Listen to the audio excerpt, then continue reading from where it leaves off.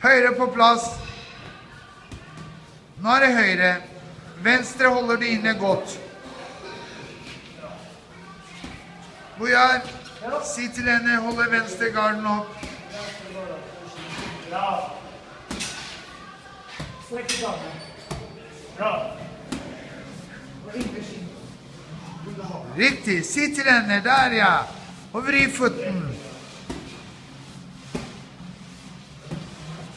Sånn, venstre. Bak til venstre, left.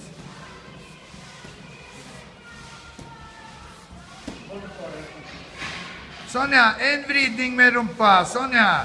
Hofta samtidig.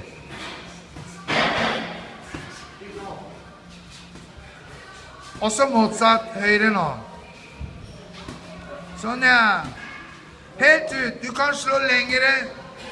Stå litt lengre avstand med henne. Der ja. Ser du? Se hvor lang du armene du har. Sånn ja, nydelig.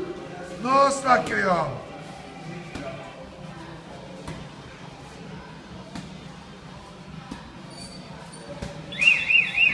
Pause.